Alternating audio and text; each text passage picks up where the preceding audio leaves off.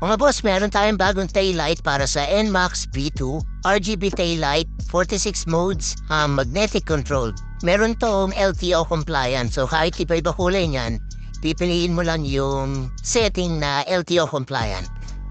So, pakita natin yung item. Smoke lens siya, tapos may mga, frosted. Then, plug and play na rin. Sasalpak mo lang sa motor mo. Yung dalawang socket na yan. Ito, may kasamang magnet. Yan yung pang-control mo sa setting ng ilaw mo. Kita ko sa inyo kung paano gumagana. So yan, ganyan yung buga ng taillight. Itong magnetic control, pagdidikit nyo lang dyan, magbabago na yan ang setting. Yan.